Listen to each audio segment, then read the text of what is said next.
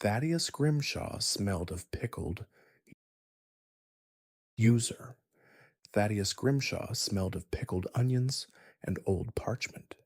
His stained waistcoat strained over a belly accustomed to sedentary labor, fingers permanently ink-blotted from cataloging municipal archives.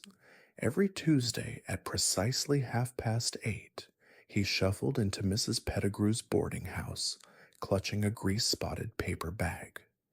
Inside lay 2 pickled eggs, his breakfast ritual since the unfortunate incident with the exploding tea kettle in '73. This Tuesday differed. Beneath crumbling floorboards in the municipal records vault, his boot snagged a frayed leather strap. Yanking revealed a battered tin cylinder sealed with wax, stamped by Augustus III's royal insignia, dated 1624. Thaddeus's pulse quickened. Official repositories hid nothing this clandestine beneath floorboards. The wax cracked like ancient bones under his penknife. Inside nestled a brittle parchment scroll. Unfurling it released a gust of dust carrying scents unfamiliar to Thaddeus, burnt cinnamon and spoiled saffron.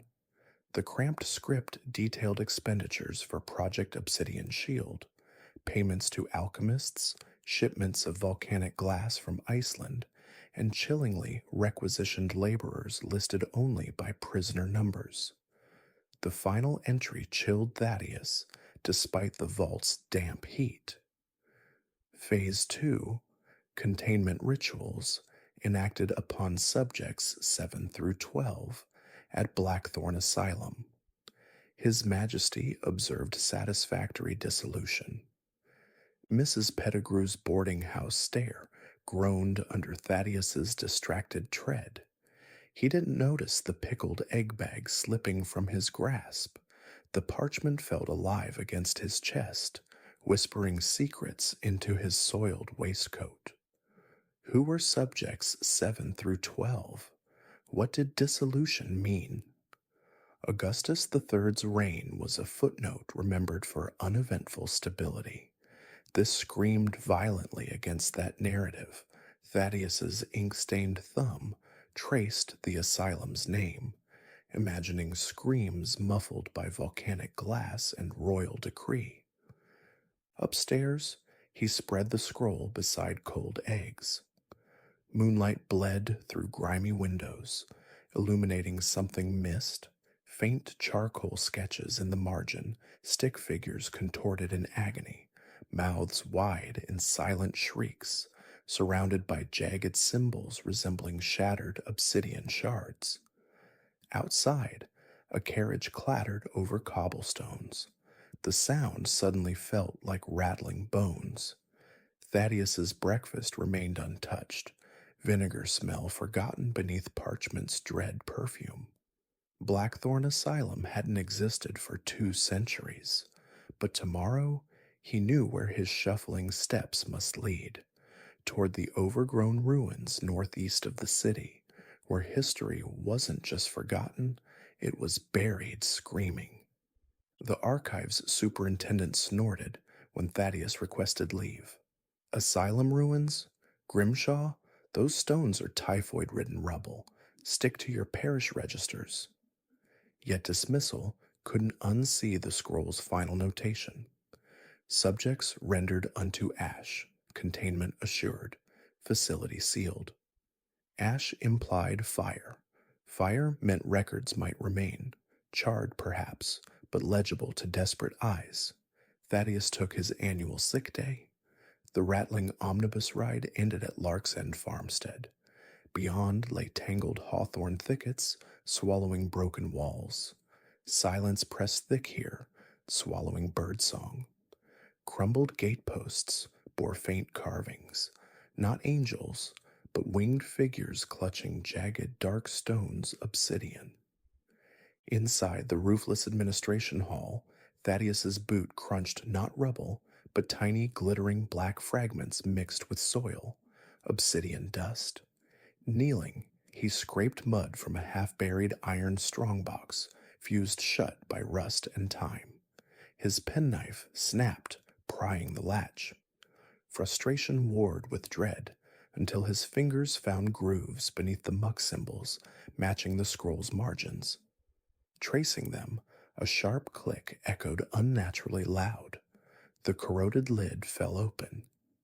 Inside lay not ash, but brittle glass vials stoppered with wax, each filled with swirling gray powder, faintly humming against his palm. He pocketed the vials, unaware of the jagged shadow detaching from a crumbling archway behind him. Coal smoke eyes tracked his retreat, unseen. Back in his attic room, Thaddeus placed one vial on his cracked desk. Moonlight caught the powder, it seemed to writhe. Leaning closer, his breath fogged the glass instantly. The powder coalesced into a screaming face, mouthing silent words against the vial's curve. 7. Subject 7. Thaddeus recoiled, knocking over his inkwell black fluid, bled across the scroll's chilling entry, obscuring dissolution. But not before he saw the trapped face wasn't merely screaming, it was begging. Dawn found him at Lark's End again, ignoring the farmer's warnings. The asylum's central courtyard was choked with nettles. Beneath them, his boot struck stone, etched with concentric circles, and scorch marks radiating like malignant sunrays kneeling. He brushed away centuries of grime. His fingers met grooves, symbols matching the vial's base. He hesitated.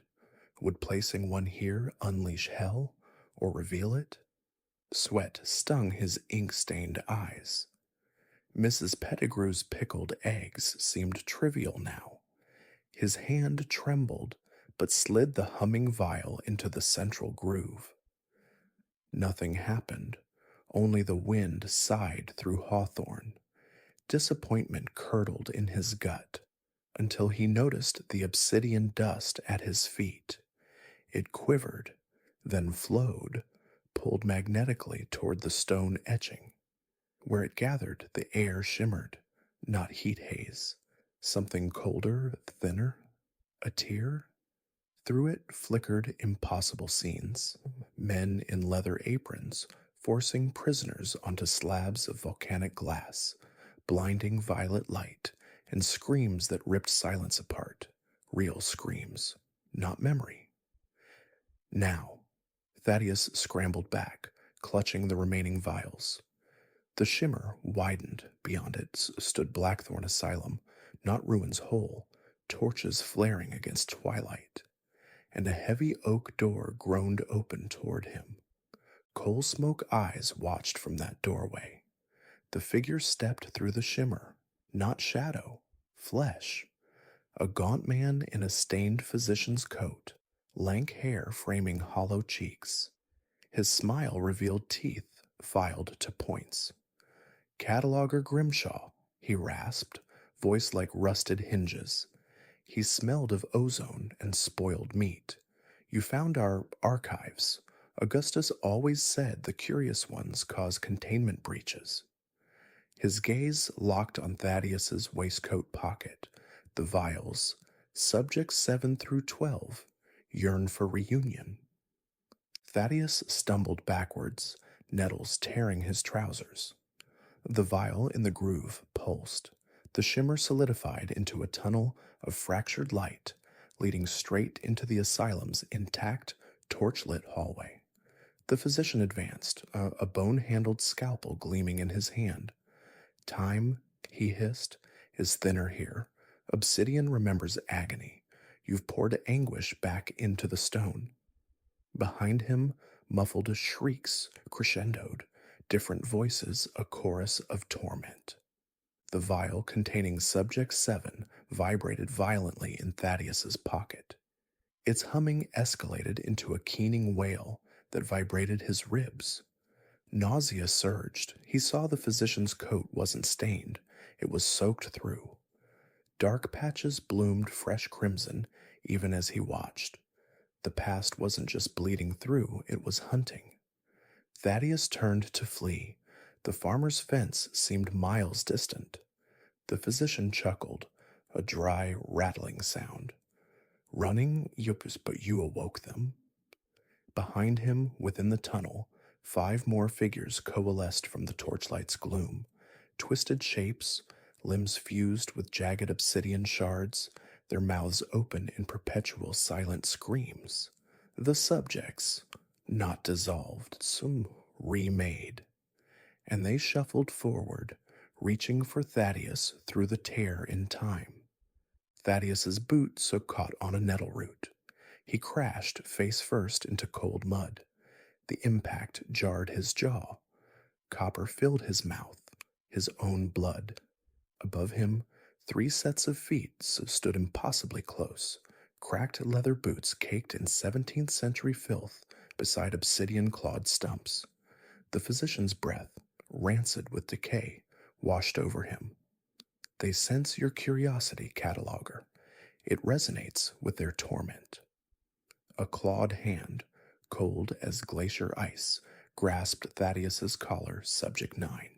Its obsidian-flecked eyes held centuries of madness. Thaddeus choked on mud and terror. He fumbled desperately for the vials 2 remained. His ink-stained fingers closed around cold glass. From the corner of his eye, amidst the swirling obsidian dust converging toward the stone circle, Thaddeus spotted a glint. Not glass. Metal twisted, half buried, but unmistakable. The rusted clasp of another strongbox, identical to the first. Hope, sharp and desperate, pierced his panic. He flung 1 vial sideways, not at the physician, not at the subjects. He hurled it toward the buried clasp. The glass shattered against iron-gray powder, erupted in a cloud. Instantly, the obsidian dust swirling toward the ritual circle hesitated. The tear flickered. The subject's movements stuttered. The physician hissed, fury twisting his gaunt face. "Fool, you fracture the anchor." Thaddeus didn't wait. He scrambled backwards on elbows and heels, mud slick beneath him. His waistcoat tore on thorns. The vial he still clutched burned cold against his palm. Through the destabilizing tear, he glimpsed the asylum hallway waver. Torch flames stretched impossibly thin, then snapped back. A cacophony of overlapping screams, past and present, agony and rage, filled the nettle-choked courtyard. The physician lunged, a scalpel aimed at Thaddeus's throat. Thaddeus rolled. The blade sliced air, embedding deep into the mud where his head had been. He kicked out blindly. His heel connected with something brittle. Bone? Obsidian? He didn't look. He was already stumbling toward the fence, clutching the last humming vial, the physician's enraged shriek chasing him through the thinning dawn mist. The tear hadn't closed. It pulsed, wounded but vast, pouring forth the stink of burning sulfur and centuries of trapped pain. Behind him, footsteps crunched, not obsidian-scraped shuffles now, but the purposeful, wet tread of pursuit. They were crossing into his world. At the fence, Thaddeus heaved himself over. Splinters tore his palms. He landed hard in a ditch, choked with sour dockweed. Mud filled his boots. The vial hummed louder, vibrating against his ribs like a trapped hornet. He risked a glance back. Through the shimmering tear, the twisted figures of the subjects pressed forward, but it was the physician who stood framed against the ruin-strewn courtyard, his coat now dripping crimson onto nettles that hadn't existed in his time. He pointed a skeletal finger directly at Thaddeus. His lips moved silently. No sound crossed the tear, but Thaddeus knew the word, mine. Then the physician stepped through. The air crackled. The grass beneath his worn boots wilted instantly, turning black and brittle. Thaddeus ran, not toward Lark's End farm, away, into the dense hawthorn thickets bordering the ruins. Thorns ripped his sleeves, drawing blood that mingled with mud and ink stains brambles snatched at his ankles. Behind him, a low, resonant hum began. Not one note, but several, dissonant and jarring. The subject's cries, amplified through the tear. The vial in his pocket grew colder still. He ducked behind a crumbling section of outer asylum wall, pressing his back against icy stone. Breath came in ragged gasps. His teeth chattered. The vial pulsed against his thigh. A face pressed against the glass from within the swirling gray powder. Subject 11, eyes hollow voids, mouthing something frantic, desperate. Tap, tap, tap. A sound like fingernails on glass, impossibly loud inside the vial. Pleading or warning? A twig snapped nearby. Too close. Not an animal. The heavy tread stopped. Thaddeus froze, pressing deeper into the mossy stone. He smelled ozone, sharp and metallic, cutting through the damp earth and hawthorn scent. Then silence. Utter, suffocating silence. Even the morning birds had fled. Slowly, painfully, Thaddeus peered around the edge of the broken wall. 10 yards away, amidst skeletal hawthorn branches, stood the physician. He wasn't scanning the thickets. His head was tilted, listening intently. His eyes, coal dark, weren't searching. They were closed. A thin smile played on his thin, bloodless lips. One ink-stained hand was outstretched, fingers splayed, trembling slightly. He wasn't hunting blindly. He was tracking. And the vial nestled against Thaddeus's frantic heartbeat, pulsed a frantic, icy reply. Panic seized Thaddeus's throat. The vial wasn't just humming. It was vibrating in sync with the physician's tremor. Subject 11's face surged against the glass, mouthing frantic, soundless words. Anchor, break, anchor. Thaddeus's gaze darted to the rusted clasp of the second strongbox, half buried near where he'd thrown the first vial. Gray powder clung to it like frost. Obsidian dust swirled nearby, hesitant. The tear hadn't closed, but it spasmed violently, flickering like a dying candle. Hope flared, brittle and desperate. He had one vial left. The physician took a slow, deliberate step forward, his boot crushing nettles with a wet crunch. He hadn't opened his eyes. He didn't need to. He felt the vial's terrified resonance. With a ragged gasp, Thaddeus lunged from cover, scrambling across the uneven ground. Thorns tore his cheek. He didn't feel it. His eyes were fixed on the rusted clasp behind him. The physician's eyes snapped open, fury blazing in their depths. A guttural command ripped the unnatural silence. The dissonant humming crescendoed into a physical wave.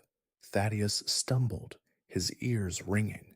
Twisted figures surged from the shimmering tear, obsidian claws scraping stone. He wouldn't reach it. He was too slow, too clumsy. The physician raised his scalpel, glinting wickedly, yet Thaddeus threw himself forward, not at the clasp, but over it. He slammed the remaining vial hard onto the jagged metal edge. Glass exploded, cold gray powder erupted, coating the rusted iron and the swirling obsidian dust like a shroud. A soundless detonation followed. Not sound, but pressure, a wave of profound silence that flattened Thaddeus. The dissonant humming ceased instantly. The obsidian dust froze mid-swirl. The shimmering tear ripped apart like torn silk, collapsing inward with a final, sickening slurp of displaced air. The twisted subjects dissolved into ash motes, carried away on a sudden breeze, smelling only of wet earth and hawthorn blossoms. Where the physician stood, a choked scream died before it began. His form wavered, stretched impossibly thin, eyes wide with disbelief and primal rage. Then, like smoke torn by wind, he fragmented. His coat, his scalpel, the very essence of him dissolved into glittering obsidian dust that fell harmlessly onto the nettles. Silence rushed back in, real silence, pierced only by Thaddeus's own harsh breathing and the tentative chirp of a sparrow. He lay sprawled on cold earth, trembling, ink-stained fingers, clutching only shards of glass and rusted iron. The ruins of Blackthorn Asylum stood quiet, merely stones reclaimed by time. The anchor was broken. The screaming past was sealed. Thaddeus Grimshaw smelled only mud, blood, and the faint, fading ghost of burnt cinnamon. He pushed himself up slowly. His waistcoat was shredded, his face stinging from thorns. Dawn light, true and unfiltered, washed over the overgrown courtyard. The stone etching lay inert, scorch marks now looking merely ancient, not malignant. There was no shimmer, no tear, no figures clawing through time, only nettles swaying gently. He stumbled toward the shattered vial site. Gray powder dusted the rusted clasp of the second strongbox like morbid frost. Kneeling, he brushed it aside. Beneath, fused to the iron by the explosion, lay something small and hard. A single, perfect obsidian shard, no larger than a coin, etched with the symbol from the scroll. The jagged mark of Obsidian Shield cold seeped from it into his palm. Not a container now, a tombstone, for subjects 7 through 12, or for the monstrous truth Augustus III buried. He slipped it into his pocket. Its chill was a constant, terrible reminder. History wasn't forgotten. It was patient. The omnibus ride back was a blur of jolting wheels and hollow stairs. Fellow passengers wrinkled noses at the mud and torn clothes, the reek of ozone and dread clinging to him. Mrs. Pettigrew met him at the boarding house door, her usual scowl deepening. "Grimshaw, you look like death warmed over. And what's that stench?" She recoiled. Thaddeus shuffled past her, muttering about a fall in the archives vault. Upstairs, he locked his door. The obsidian shard sat on his desk, beside the stained scroll. He dipped his pen, hand trembling, and began a new entry not in parish registers, but on fresh, hidden parchment. Project Obsidian Shield. Containment fractured, anchor shattered, physician dispersed, subjects silent, but the stone remembers. He paused, ink dripping like old blood. Outside, a carriage clattered over cobblestones, the sound echoing the frantic scrape of claws on ancient glass. His attic window reflected only his own haunted eyes and the cold, dark gleam of the obsidian shard beside his untouched, pickled eggs. The silence in the room felt vast, fragile, and deep as a grave, and somewhere, faintly, beneath the smell of vinegar and dust, a trace of spoiled saffron lingered. The shard pulsed once, icy against the wood, a phantom heartbeat from a prison supposedly sealed. Downstairs, Mrs. Pettigrew scrubbed furiously at the worn linoleum where Thaddeus's muddy boots had tracked grime, blackthorn soil mostly, and nettles. But something else caught her eye, fine gray powder clinging stubbornly to the grooves in the boot tread. It shimmered faintly in the hallway gaslight. She wrinkled her nose. Not dirt, not ash. A scent pricked her memory, sharp, metallic, yet strangely sweet underneath. Burnt cinnamon and spoiled saffron. Her scrubbing brush clattered to the floor. Hands trembling, she reached for the heavy key hanging from her apron string, unlocking the cedar chest beneath the stairs. Inside, beneath quilts yellowed with age, lay her grandmother Ilara's forbidden journals, journals detailing the Pettigrew lineage's darkest secrets, suppliers of rare reagents to Augustus III's alchemists, recipes for binding spirits, and warnings about void ash, the residue of souls forcibly fused with volcanic glass. Ilara's cramped script screamed, "Touch it not." It sings of agony and anchors the tormented. Mrs. Pettigrew stared at the gray powder on Thaddeus's boot print, then at a faded sketch in the journal, symbols matching those etched into the obsidian shard upstairs. History wasn't just buried at Blackthorn. Her blood had helped build its walls. Thaddeus's pen froze mid-sentence. Downstairs, the distinct thump of the cedar chest lid closing echoed upwards, a sound absent for 30 years. Footsteps climbed the stairs. Not Thaddeus's shuffling gait. These were deliberate, heavy treads. He hastily shoved the obsidian shard into his waistcoat pocket. It seared cold against his ribs. The footsteps stopped outside his door. Silence stretched, thick and suffocating. Then a key scraped in the lock. Mrs. Pettigrew stood framed in the doorway, not with her usual tray of weak tea, but clutching Ilara's journal. Her face was pale granite. "Forgotten history, Mr. Grimshaw?" Her voice rasped, stripped of its usual vinegar snap. "It seems my family remembered it all too well. What did you dig up? And what?" Her gaze dropped to the gray dust still clinging to his trouser cuff. "Anchor. Did you shatter?" She stepped inside, closing the door softly behind her. The air crackled, not with magic, with the terrifying weight of shared, unspoken guilt. The scent of burnt cinnamon thickened. The obsidian shard in his pocket hummed, a low, hungry vibration. The past wasn't just hunting Thaddeus. It had walked into his room wearing Mrs. Pettigrew's worn apron. She dropped the open journal onto his desk. It fell beside the pickled egg bag, its pages exposing faded sketches of the obsidian symbols beside precise notations. Void ash volatility requires constant harmonic suppression via primary anchor, stone circle, and secondary anchors, subject vessels, disruption risks, catastrophic resonance. Below, a frantic scrawl. Ilara Pettigrew ceased supply 1625. Subjects 7 to 12 already bound. Anchor rituals completed, God forgive us. Thaddeus's stomach lurched. Secondary anchors, the vials. He'd shattered two, but the physician had dispersed. The shard pulsed again. Mrs. Pettigrew jabbed a trembling finger at Thaddeus's pocket. That wasn't just sealed, it was contained. That shard, it's the core. It sang to you, didn't it? Drew you in?